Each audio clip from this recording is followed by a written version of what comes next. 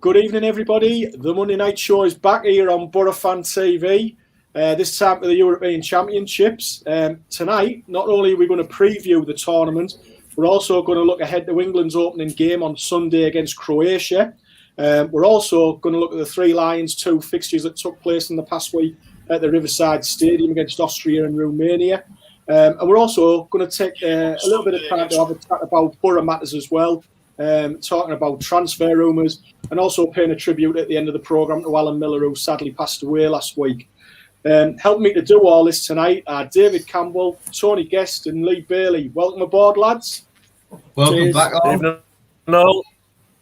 Nice to see you. Nice to see you all, boys. And great to see you, the viewers out there that are watching. Evening, Dan Gray. Show's nothing without all of you out there, so please get in touch with us. Share your comments, your views, opinions. That's what makes a show, and that's what it's all about.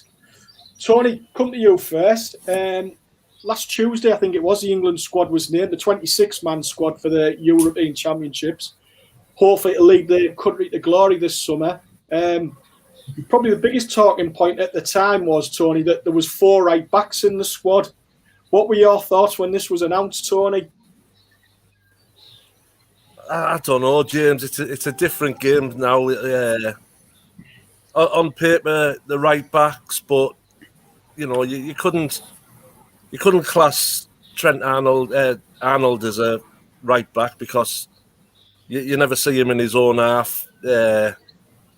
James, the kid from Chelsea, he's up and down. He can play centre half.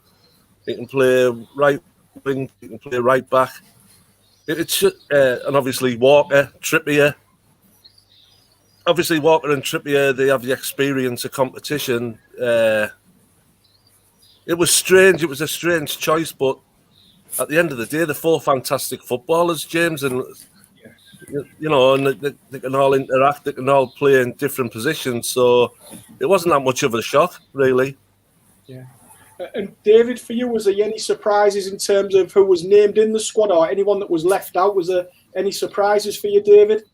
There wasn't so much as surprises. I mean, the 4 right backs surprised me, as in that way it was an overload. But the Henderson and Maguire has caught me off track. How many times do we go into tournaments with players looking at their fitness? Over the years, it was Beckham, and before Beckham, it was Rooney. And I just think if you're not match fit, don't take them because you're just putting a lot of hope onto those players. So that surprised me a little bit.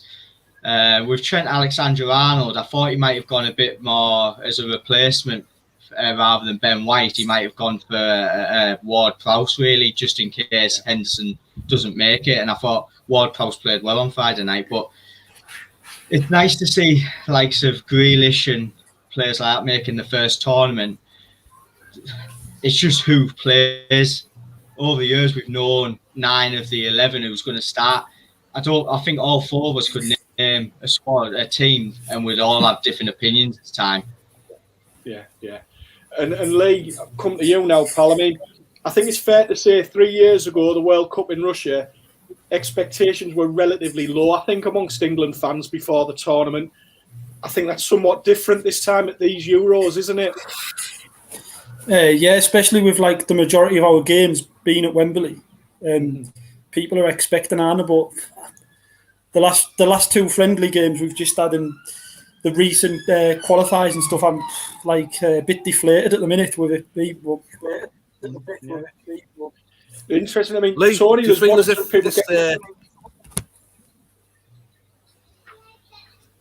if this warm-up's been a complete shambles? You know what I mean? Like Dave said there, with Maguire and Henderson hardly kicking a ball for God knows how long. Question marks around Rashford, his fitness. The 2 friendlies. I don't think. I don't think Maguire's going to be fit through the group stages, mate. I don't think Maguire will be fit at all through the groups. That's why I think he's picked Ben White today. I'm a bit disappointed he didn't pick Ward-Prowse because I thought last night he was class, man. His delivery's delivery's different class, isn't it? Yeah. I thought we'd moved away from taking passengers with us. Do you know what I mean? Injured players. The talk last week was all about Walcott, when we took Walcott to the World Cup. to get make the lads orange juice and the cups of teas and that just for the experience. So there was a lot of talk around, is that going to be a similar role Bellingham's going to play? But I think he's, like you said, I think he's going to have some involvement along the line. But I think Bellingham will be involved. Yeah. I think for the injured players, there should be nowhere near the squad for me. And, you know, we've got... No, I agree, mate. I agree. Our first game next Sunday, and the players just coming back into the squad. They haven't kicked the ball for God knows how long now. The Champions League final was, over 10 days gone, or maybe it's more. And they're coming into the squad. For me, the preparation's been really poor. Oh, I couldn't agree. I feel for players like Bamford and Ings who've just scored 20 goals this season. They're on form and they don't even make the provisional squad. You know, for me, that's a little bit poor. I'd say both of them are better than Calvert-Lewin. Well, I say Andrew Will's agreeing with you there, saying about Bamford. And there's a lot of people saying about the situation with Maguire and Henderson. And Kev Short's picked up on this. He said, couldn't really take Ward-Prowse because there's too many other players like him. But he's saying Maguire is proof of how thin on the ground we are at the centre-backs, which is possibly why Ben White's been called up. Do you think that's the case, why White got the call up, Lee? I think so. Like, people were making a big fuss out the 4 right-backs, but like I think Walker's going to be looked at as a centre-back probably. Yeah. It looks like he's going to be more wing-backs. Therefore, that's why. And like I said earlier, I think Maguire, I don't think we'll see him in the group stages. I think otherwise, like, I don't think he'd have took Ben White if that was the case. I think he's panicking a bit now. I feel that's the case. Like, it's weird because all through my life, like every tournament, our one strong position has been centre back. Yeah. Like now we're a bit thin on the ground there. You know what I mean? Yeah. Tyrone Mings makes too many mistakes for me. Well, when I went to the game last Wednesday night, Cody and Mings partnered up, and Cody doesn't look anywhere near being an international centre half for me. He was even pulled in the warm up. Yeah, I think it's a fair point that you've made there, Lee. Which, as you say, in the past when you've had the likes of Ferdinand, Terry, Sol Campbell, you've had absolutely top line, top draw centre halves. Now you're looking at lads who probably are the best that we've got in the country at the moment, but they wouldn't have got anywhere near the squad 15, 20 years ago as centre halves for England. But that's just how the situation is. I'll come to you all one at a time. Start with you, Tony. Who do you think's the most important player in the squad in the 26 that we've got? Who's the most important member of that squad? Come to you first, Tony. Yeah, at the moment you've got to say Harry Kane because you know that's where our success is going to come from. I think Southgate will build the first 11 around him, and I've read something today. He's played 4 games in the European Championships in the finals, and he hasn't scored a goal yet. But I think he's got to be the main man for me. Okay, well, yourself, Lee. Absolutely, Harry Kane. It's got to be it's just to go for it, isn't he? Like, it can't be anyone else, really. It is Harry Kane. Yeah, and does that go for you as well, David, or somebody else in mind?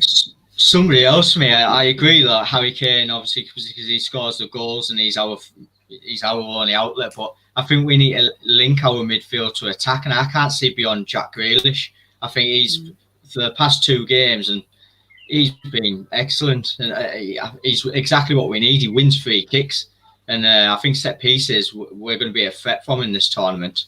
Yeah, it's quite interesting. All the viewers have all said Kane or Grealish. That's how things are standing with England fans who are watching this show at the moment. We'll look at the 2 games now, and obviously, Lee, Tony, I know you were at the Austria game last Wednesday night. Before we talk about it, obviously we were fortunate to have tickets for the game. What was it like as an experience, Tony, to go back to the Riverside? It wasn't watching the Borough, but watching England. But as an experience, what was it like? Well, I was meeting our Cameron, and I was meeting him. He was finishing work, so I was meeting him where I normally stand. And the thrill of getting in the car and driving down that dockside road to get to my parking space, it was unbelievable. It was like if. Are you there, James? I'm here, yeah. I'm just taking it all in what you're saying, yeah. Are you there? You all went off. Yeah, driving down the Dockside Road, getting in my parking space. I think I was there for 5:30. It was, you know what I mean? Yeah. I just couldn't, like you say, that feeling just going back, and like you say, it didn't matter who was playing really. It was just getting back into that Riverside Stadium and seeing that lush green pitch again. It was absolutely outstanding. And like you say, you can't beat that feeling. Yeah, and obviously, Lee, for you, that's why we love the game. Yeah, it is. And Lee, for you, obviously, you were a Borough fan as well, but you go and watch England, and you've missed all that for the best part of almost 2 years now. So, what was it like for you to watch your national side at your hometown club? Like on Wednesday, I was working, but Sunday, I was just like, it was class, man. We went round the pubs in the town. We had the flag up. Other people had their flags up. Like, people were having a bit of crack. Was saying, "Oh, you won't get any easier caps than this." You know, the loyalty points. It's obviously the 4 easiest caps we've had these 2 games. So makes a change though from going down to Wembley. But I loved it. Like, just the match day back. You know what I mean? Like, walking to the stadium, seeing all the flags, all the shirts. And to be fair, like, for a national game, I thought the atmosphere was quite good yesterday. Good, pleased to hear it. David, as it turned out, the first game, well, I think the 2 games were very similar, but looking at the first game, the Austria game, probably a typical friendly game. What do you think Gareth Southgate would have taken from that match against Austria, and who, if anyone, impressed you on the night? Grealish impressed me, but I think he'll probably just take his fitness, and hopefully he's learned, a thing or two regarding what formation he wants to set up, and that's the most important thing for me. He needs to find a squad team, first 11, and stick with it. You could name other countries like Portugal and France. They know their starting 11. Southgate might say he does, but I don't think he has a clue who his best 11 is. That's interesting. And Lee, I thought another fact that it maybe says more about the spirit that Southgate's brought amongst the squad is the fact that we already knew what the 26-man, or we thought we did at the time, what the 26-man squad was. Yet those players that missed the cut all decided to stay and have played the part in the last 2 games. It says a lot. I don't think that probably would have happened under previous managers, would it? Yeah, I think, like, there is no hiding that. Like, I think players do actually enjoy playing for England at the minute. Like, he's got rid of, like, the, where certain clubs sit on certain tables. He's got rid of all that, hasn't he? Like, he's made it like people want to be there. But just going back to what David was saying there about him not knowing his best 11, like, I thought the first 45 minutes on Sunday, I thought that would have been the 11 he played against Croatia.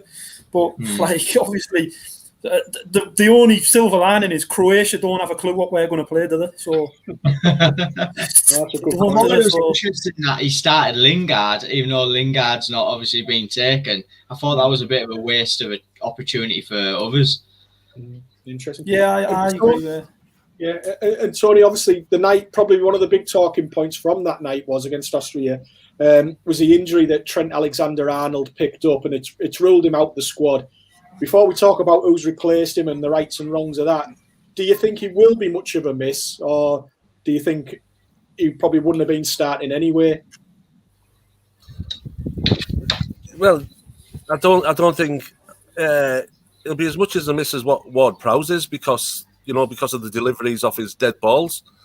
Would he have been involved much? I don't know, because I think, like what the lads are saying, Lee and Dave, I think Walker's going to be mainly playing on the right of a back three centre halves. James, he done it in the World Cup. He operated quite well there. No, I don't. Oh, we've lost Tony there. Hopefully he'll be back with us soon. I don't know if either of you 2 lads want to jump in on that one there about Trent Alexander-Arnold. Obviously, no one wants to see anybody get injured. It's such a shame just before Tom, because we didn't think he was going to make the squad anyway in the first place. And then he gets himself named in, then picks up that injury, which has ruled him out for the best part of 6 weeks. What were your thoughts on it, Lee? What, on the injury itself? The injury and obviously the fact that he's no longer going to be part of the squad. Like, this is nothing against Trent. Like, in a way, I was like not glad he got injured. Like, glad that we were going to get a chance to have another pick, but like then he's went and picked another defender. Like I thought Ward-Prowse should have had it. Me, I can understand not picking Lingard because as harsh as it is on Lingard, it's the one position where we're absolutely blessed with like talent at the minute. You know, wide attacking areas, like. But I think we've dropped the clanger by not picking Ward-Prowse. Interesting. Glad For to have me, you back, Tony. Trippier for me. I know he's versatile and he can play left back, but if we're going to set up in a back five, I don't see him as offensive as what Alexander Arnold would have been. So I would have seen Alexander Arnold in the right back position just because of his delivery. You know, we're going to rely on crosses getting into Kane, and I think he would have been perfect for that. Him and Chilwell either side. Yeah. I don't think he will go with 5 at the back, mate. I don't think he will. Do you not? No, I don't think he will, mate. Just my own opinion. Like, what's the only way? I think that was we were playing our best football under Southgate when we had the 5 at the back for me. But he's kind of like he's ditched it for some reason. It's God knows why. What do you think he'll go? I think he's got to go with the fact to accommodate Walker and James. I think he'll go with the 4-2-3-1. Right. See, I would go with that. I just don't think he will. Yeah. Dan Shaw's got in touch with us. Dan thinks we're going to go with 3 centre backs, 2 wing backs. I mean, I'll be honest. I'll go with Dan on that. I think he will play 3 centre backs, maybe or 5 across the back, whichever you want to call it. I think he will go that way on Sunday against Croatia because I just don't think he wants to. Yeah, I think he will go that way, but time will tell. I mean, before we move off the Austria game, and obviously it happened again yesterday, and there was a lot of talking about. Probably the biggest talking point over the 2 games, lads, is the reaction from the crowd or some members of the crowd to the players taking the knee before the game. Ask you all, what were your thoughts on the reaction and how it's been portrayed in the press after this? What's your thoughts, Tony? God, it's a tester, James, isn't it? I just said to old Cameron just before the referee blew his whistle for him to take the knee. I said, I hope they don't boo. And as soon as he blew the whistle and the boos went up, thankfully in the Austria game, the boos were drowned out by the clapman. But the boos yesterday went all the way around the Riverside. They were saying it's only a small minority, but on the TV that sounded like it went all the way around the Riverside. For me, James, it's driving a wedge now between players and fans. They've got to come up with something that's not so much linked to Black Lives Matters. And, you know, I think if this had have happened doing it before the murder of George Floyd, I don't think, you know, there'd have been such a hullabaloo over it because a lot of fans seem to think it's around, you know, the murder of George Floyd and not the players trying to make a stand, you know, for all the abuse that's gone on in the past, which you know, that's what it's there for. That's why they're using it. I don't know, but at the moment, it's just driving a big divide between fans and players for me. And to think we're going into a major tournament where we're booing players who, you know, within that 90 minutes, we're going to be jumping all over, cheering them on when they've scored a goal. So it's like you say, it's very sensitive. It's wide open, and I think people say the wrong things, and people say things what they think's right, but what they're saying's right's just getting people's backs up again. So I don't know what they're going to do, James. Yeah. Something has to give on either side. Yeah. I know, Lee, yesterday there was a lot of people were upset in a way because Gareth Southgate came out before the game and said it's nothing to do with political views or links to any sort of organisation. It's the players that want to take the knee based on equality. And yet the boos were there just as much yesterday as they probably were on Wednesday night. What's your thoughts on it? I mean, some people like Michael Pellin, thanks for getting in touch, Mike Lee, said political views have no place in football, just stick to football. But it's not as easy as that, is it, Lee? Like, I personally didn't boo or cheer. Like, it doesn't upset me that they do it. You know what I mean? I get why they're doing it. If people want to boo, fair enough. But I think it's like it lasts 5-6 seconds. Like it's nothing. It's not something that's going to rile me up and get me angry. It's like you just get over it. You know what I mean? Like I get why they're doing it. Fair play. Yeah. For me, it's not about racism anymore, though. I think it's about action, isn't it? There's been no action taken. It's been happening for so long. Fans are starting to just get tired of it happening and seeing no action getting improved on the back of it. Yeah, and I think that's a point that you hit on. And I agree. Go on. What you've just said there, Dave. Sorry, James. What you've just said there is your opinion, but people are taking that opinion and turning it into a racist comment. And it's people's opinions. Yeah. It's when pundits are on the TV, you know, making it a racist issue. It's got to move away from that. There's got to be some common ground in the middle found where they've got to listen to the people who are booing, and the people who are booing have to listen to the people who are, you know, taking the knee and wanting this protest to go on. Yeah, totally agree. Guess I think it doesn't help where, like Borough last season, I was saying to James beforehand, we chose not to do it. I think if you're going to action it, then every club needs to do it, or every club doesn't need to do it. I think giving an option, and I think that just causes a divide within the fan base as well. Yeah. And I pick up on what you said as well, Tony, and I thought it was a good point that you made about the fact that obviously some clubs do it, some clubs don't do it. And at national level, you've got some people saying, well, the FA, what are they doing about this? And when you think about the abuse England players took in Bulgaria a couple of years ago, what did UEFA do about that? You get a slap on the wrist. So is it getting taken seriously? What's happening about it? And it's all very woody. But I think the biggest shame of all is we've got players representing us and we want them all to do well. And you've got them going out just before kick-off, getting booed. And I don't think it's booed directly at them, but their actions are getting booed. And I don't think that's very helpful when you're wanting the team to do well, is it? No, definitely not. You know, the last thing you want is, 7-8 seconds before you kick off is to have people booing you for something that you believe in. And I think it showed in the two games because it took 10-15 minutes for them, you know, to get into these games. We want this England team going from minute one, not to be having the boos still ringing in their ears. Yeah. We'll move on to the Romania game, lads. Lee, you were there yesterday. We've touched on it a little bit so far about the starting lineup, and I was taken aback by it, like yourself, to be honest.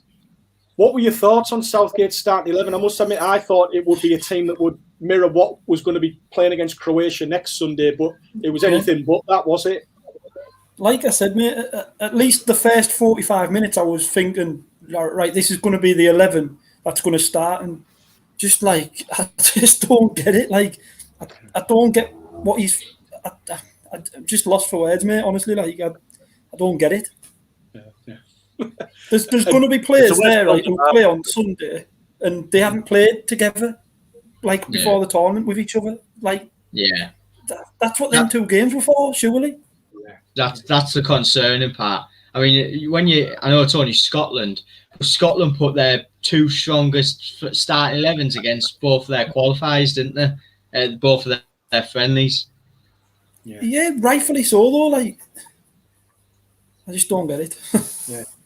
David, just be careful there when you're saying it's only Scotland, because that could come on the backside. That don't be careful. That's a gimme, mate, because it's not going to be Paul. Tony, I mean, Rashford's penalty, which won the game for us, I was surprised when I heard this. First time we've beaten Romania for 51 years. I mean, I couldn't believe that when I heard that stat. But what do you think, again, Southgate picked up from that match yesterday and the two friendlies in general? I'm with Lee. I don't think he's picked up nothing from these two friendlies. Absolutely nothing. I like to say, I've never known a chaotic build-up to any competition ever. Even the dentist chair and all that carry on, you know, this feels worse than that, because the majority of our squad, the majority of lads who we wanted to see play, or who Southgate should be watching play, he hasn't seen them. You know what I mean, James? Yeah, he made a fantastic save yesterday. Sam Johnson, but Pickford should have played both them games. It's, Pickford should have played them both games with Stones or whoever is going to be playing at the back with him, because, communication's king at the back, James, and we're going into that game on Sunday, with absolutely the team that's starting, they'll have had no minutes whatsoever together in a competitive game, and for me, from Southgate, it's been a letdown. He kind of took absolutely nothing from them 2 games. Yeah, Jack Grealish got loads of plaudits for the game on Wednesday night, but I didn't think he was that good. He was a lot better yesterday, but I don't think he was that good Wednesday night watching him live. The best player on the pitch last Wednesday was the kid from Bayern Munich who's just gone to Real Madrid, Alaba. You know what I mean? For Austria. But I don't think he's learned anything at all from them 2 games, James. Yeah. It's not as if he's had a couple of players and he wanted to have a look at them in the same position for which one to pick. There was none of that. You know what I mean? So I can't understand. I know about the Champions League final and what have you, and they're saying the gap between them. But for me, it's an ideal time to play them because they're fresh. They've just had a game, so they should be continuing it. We don't need to give them an extended break because then, the match fitness is just dropping down. I know you mentioned earlier on, Lee, and there might be some mileage in it that Croatia won't have a clue probably what we're going to do now on Sunday. And do you think that's maybe a benefit of Southgate's approach to these friendlies, that he's gone totally left field and not picked anywhere near a starting lineup? Or do you think Croatia will still see through that and think, we probably can guess what England are going to go with, and he won't go with Grealish, Mount, Foden, all of them in. He'll go for his tried and tested. How do you see what Southgate's done? No, I agree with that. And I'm still 100% behind him at the minute because he's done a good job. But it's just cracks are starting to appear. But I don't think Croatia will know. Do you go Kane, Foden, Grealish? Do you go Kane, Sterling, Rashford? No one knows. I don't think they'll have a clue. And the one thing is, they've still got pretty much the same team from that semi-final when they beat us, where our team's radically changed now. Yeah. Other countries won't be worrying about what we do, but we seem to always worry what other countries do, and I think that's a lot of our downfall of why we fail to succeed. And it's similar to Borough. How many times have we tried masterminding the opposition tactics rather than concentrate on how we play? Yeah. Well, we'll look at the tournament in a moment. I'll just let you take a sip there, Tony. But I was just going to say, before we move away from the 2 friendlies that have been at the Riverside, at the end of the day, it's been a great privilege, I think, for the Borough, and a great honour that they've had these 2 games, and also that the training facilities have been used by England, and Scotland are going to use them the next couple of weeks. Now, it's been quite a coup for the club, hasn't it, this? Fantastic. Absolutely. Fantastic for the club. Fantastic for the fans around Teesside. And like you say, just a massive coup for Middlesbrough on it all, James. Yeah. It's good for the town as well, because I know quite a lot of southern-based England fans, and they've all been spouting off good stuff about Baker Street, Bedford Street, Southfield Road. So it's been good for the town as well. Yeah. And like you say, Lee, it was fantastic, I think, especially last Wednesday night, going to an England home game, and I was back home by 10:30. It was fantastic. 10:30 the next morning. Yeah. No train terminating at Doncaster. Fantastic, that was, yeah. Well, look at the Croatia game now, lads. That's obviously England's first game, everyone, on Sunday, 2:00. Tony, they were our nemesis at the last World Cup. What sort of game you're expecting, opening game of the tournament for England? What you're expecting Sunday? I think the best opening game I've seen England play was in '82 when we beat France 3-1, and we hadn't played in the major finals for 12 years. But the majority of them since then have been really cagey affairs. You know what I mean? I'm struggling to find a competition where we won the first game. I know we had a couple of World Cups at Egypt and placed people like that, but the European Championships, it's a lot more difficult to get a result in some of these games.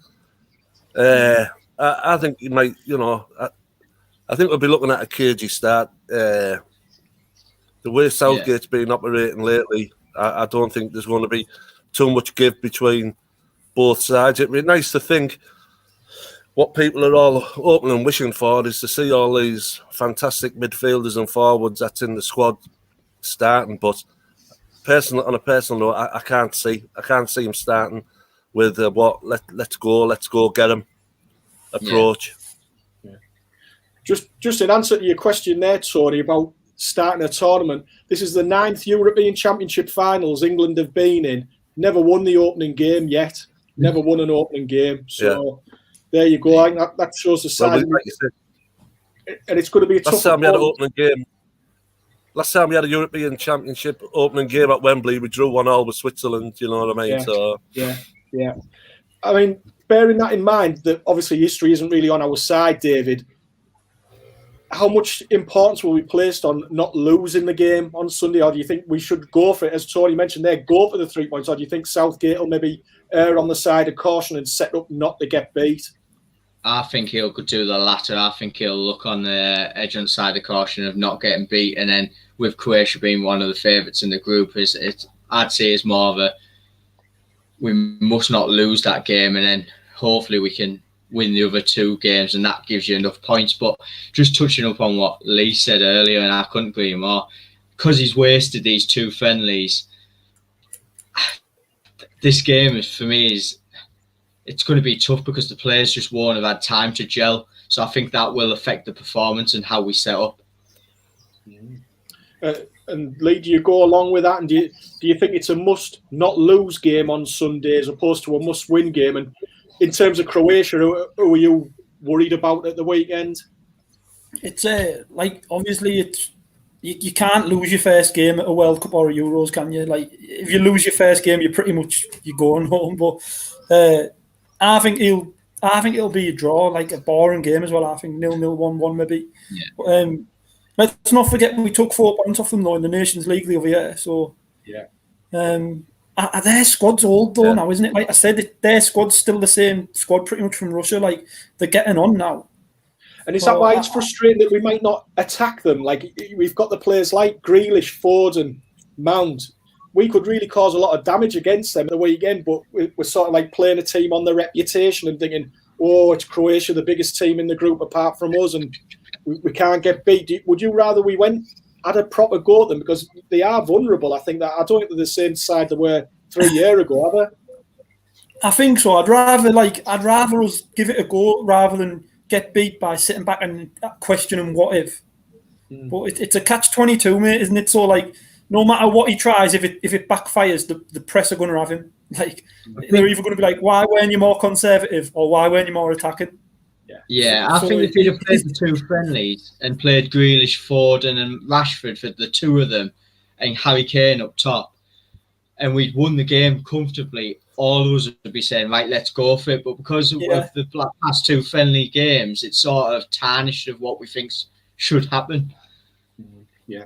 Look, I'd take a point right now, right? I'd take a point right now because obviously, like I said, get a point on the board. It's your first game, but then the Scotland game's not going to be easy, and then the Czechs beat us in qualifying, so that's not going to be easy. Yeah, true. So let's just try and get 3 points, but I'd take a point right now, to be honest. Go on, Tony. I know you wanted to get in there. Like you say, Foden, Mount, Grealish. I can see him starting just for that first game with the tried and the trusted. I can see Rashford and Sterling either side of Harry Kane next Sunday, and I think all these players who have been all keen and eager to watch play for England, I think they'll be his plan B, because when he first came in as manager, like you say, I'm with Lee. He's done well. He's done well up to now. He's give all these young ones a chance, but when it's come to the big games, he's always gone back to the old guard, your Jordan Hendersons, people like that. You know what I mean? So I'm not holding much hope. Yeah, I'm not holding out much hope that we're going to see, Foden, Grealish. You might see Mount start, But all the others, I think, will just be all on the bench. I think it'll be the tried and the trusted for Sunday. Yeah. Can I, like, the three you're on about there, Kane, Sterling, Rashford, like, when it clicks, it is class. Like, you've seen what we've done to Spain the other year in the Nations League. We're 3-0 up at half time at their place. Like, we're all like talking as if, like, oh, Rashford and Sterling, like, as if there's some lower league, non-league players, but it's just because they've had a bit of a bad season. But if it clicks, like, Croatia will get battered. It's just, let's see what happens. In tournaments, I just think you play players who are in form. I mean, you look at Spain, they haven't selected Ramos because he's been injured. I'm not saying they've become bad players, but Matthew Richardson's been in touch. As he said, we've got home advantage against an aging Croatia side. We've got aspirations of doing well in the tournament. We've got to take this chance in the first game. Michael Pellins said, listening to all your comments, lads, I think I'll watch Colombo on Sunday instead. Hopefully we haven't put the mockers on England. We're just stating how we feel at the minute, our opinions, and hopefully it'll all turn out right on Sunday. Fingers crossed. With that in mind, lads, I'll come to you for predictions for the game. Come to you first, David. What do you reckon the score's going to be on Sunday? A draw. I think it'll be a 1-1 draw. Yeah. Lee? Yeah, I'm going to say 1-1 just because I want to see a goal. Tony?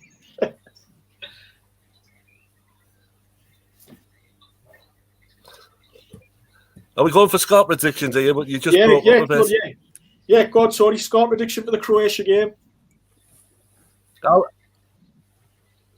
4-0 England.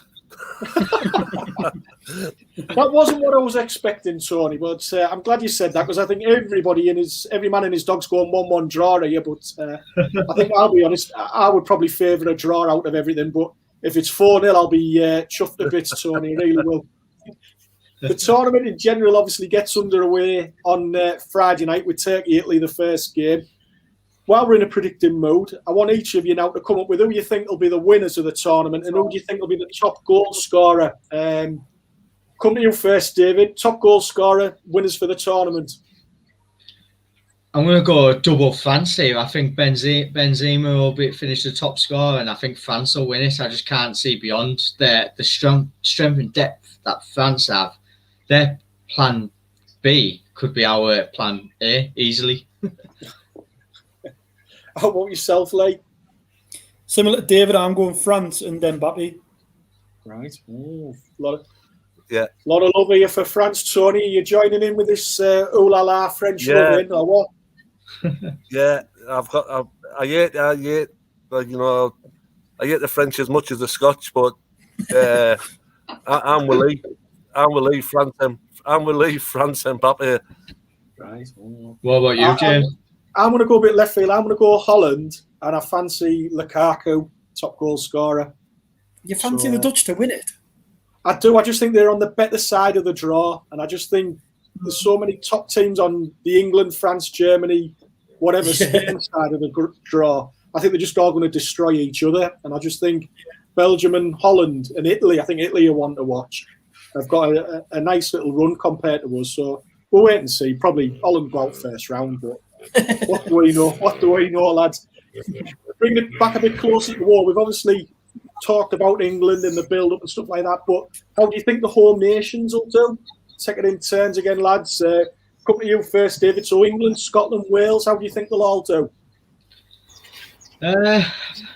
Scotland and Wales, I think, will struggle for the group stages, but they'll give a good account of themselves. I just don't think they'll make it through the groups. Because what you said earlier about just how tough draw is, getting past the quarters is going to be extremely difficult for us. Yeah, no, I think that's a fair point. Lee? I think we'll go out at the quarters, I think. I think Wales will go out at the groups, and I think Scotland will get through the group. I've just got a little feeling they're going to get through it. So, I'm not sure. I think quarterfinals for England. Quarters, yeah. Go on, Dave, what are you saying there? Who are they going to knock out? Yeah. Who won't go through? Scotland go through then? I've got a feeling Croatia's generation could be coming to an end, me. Right. I've just got just got a feeling that Croatia might bomb it. Because some groups, a third place goes through, doesn't it, this time? Yeah, fourth Yeah, best. Yeah, so Yeah, I think Scotland you've will got get through. 16 teams out of 24. Haven't you? Aye, right, yeah. Kev Short's with you on that, Lee. He thinks Scotland's going to make it through. And in fairness, Clark's doing a good job for them, and they're developing a good team spirit. And like you, potentially they maybe only need to win one group game, and that'll get them through. And having 2 games at Hampden, I think, will go a long way to helping them. But massively. Tony, how about yourself? How do you think the home nations will do? Like you say, the way the draw's working out, our last 16 match could be absolutely massive. You know what I mean? Germany, Portugal, France is in that group. You know, it's at the moment I can't see us getting past the last 16. But like you say, I don't want to downbeat us before the start of the competition. But it's how the draw's going to work out if we do progress from the group stage. Wales will be obviously relying heavily on Gareth Bale and Aaron Ramsey. I dare say if Ramsey's fit, they're not a bad footballing side, and I don't think you're going to need that many points to progress.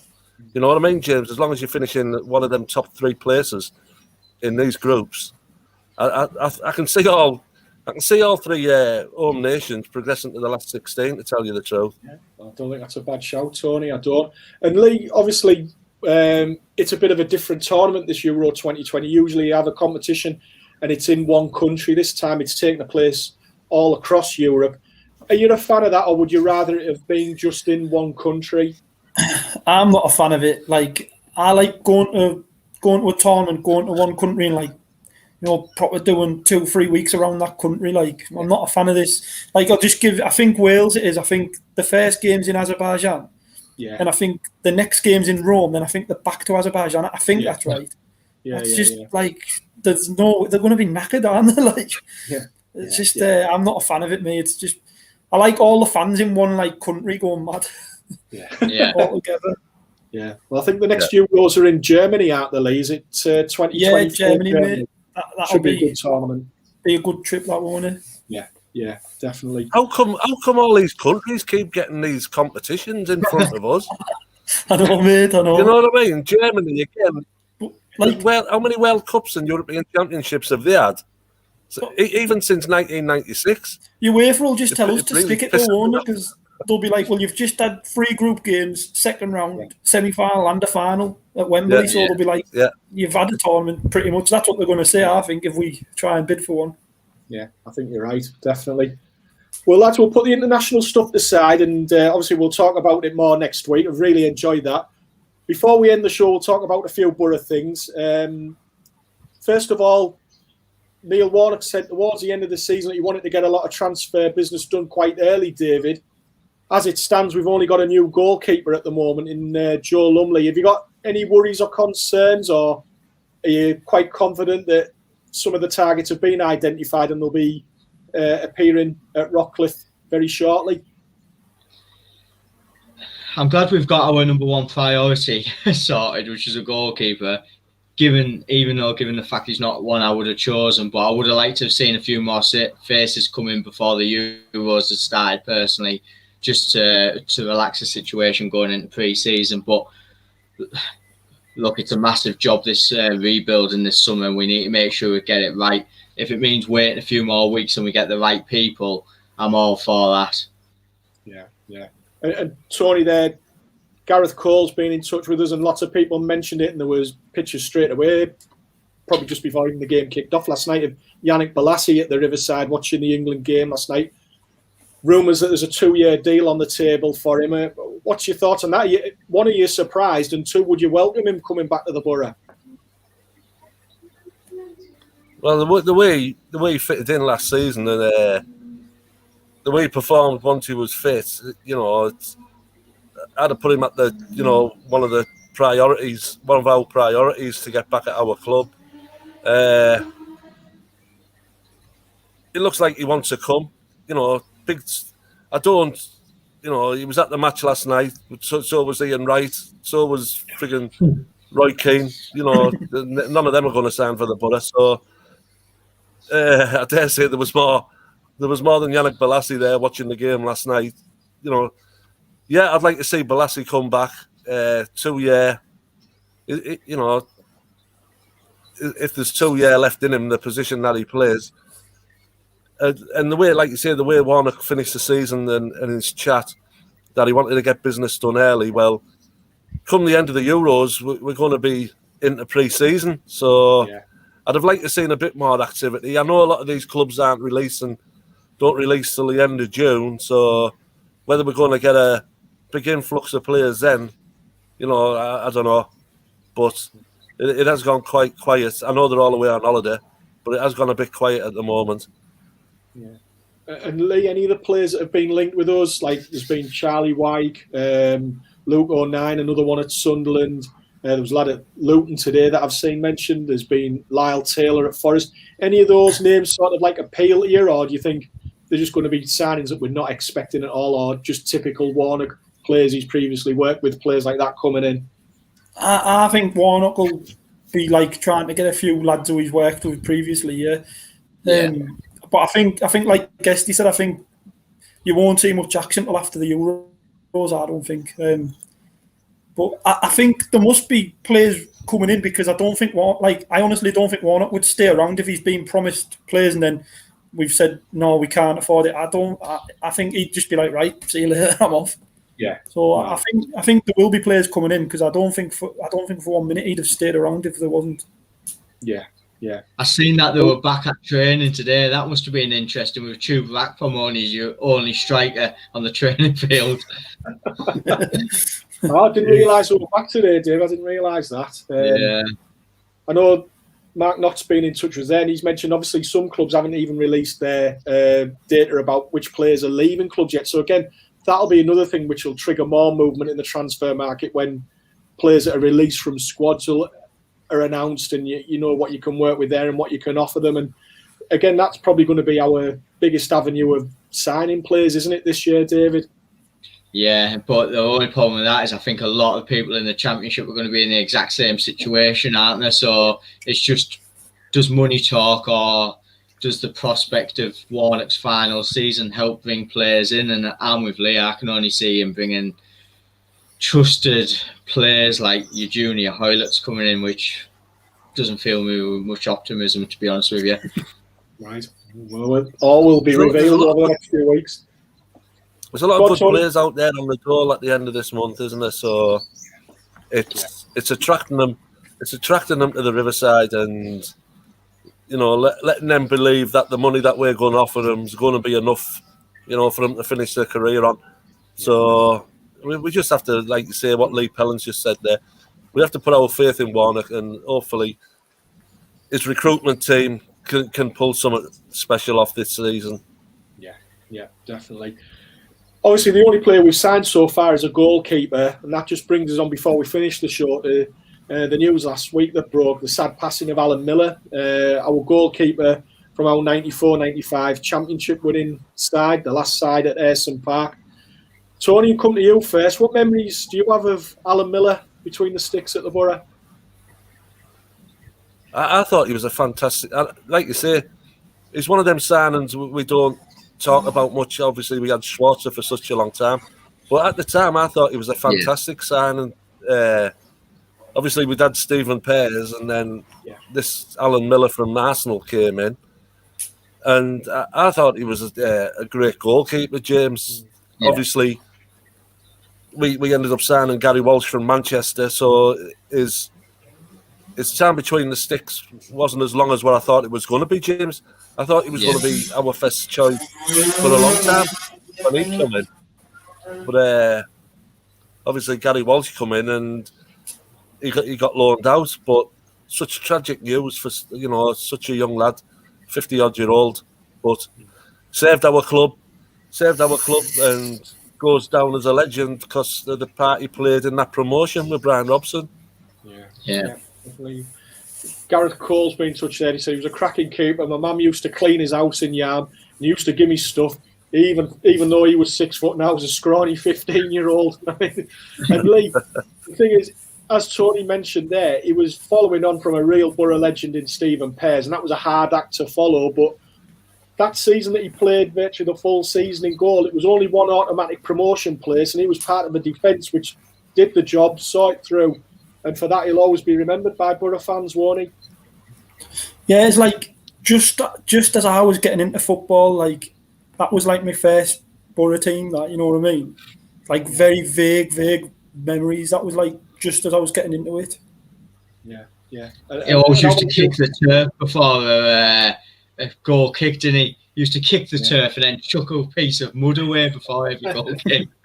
Yeah, no, I'm sure he'll be sadly missed, and everyone at Borough Fan TV passes their condolences and best wishes on to Alan Miller's family and friends. Lads, unfortunately, that's all we've got time for this week. Many thanks to Guesty, David and Lee Bailey for joining me on the show. Been great to see you again, lads. Yep, Cheers, mate. class. Thanks for having us. Brilliant. And thanks to everybody for watching and all your contributions to the programme. Really enjoyed it. We're going to be back again at 7 o'clock next Monday night, where we'll have a reaction to England's opening game against Croatia. I wasn't going to say there England's draw with Croatia, because you never know. Might be a 3-point win and be all happy, smiling faces next Monday night. But we're going to look back at that game and look ahead to the massive one on the Friday night when England plays Scotland, and it'll be just a huge game no matter what. But that's on the Friday night. Got all that to preview and the rest of the tournament. So until then, next Monday at 7, from me, James Hutchinson, and all the lads here at Borough Fan TV, good night, stay safe, and come on, England. Go on, England.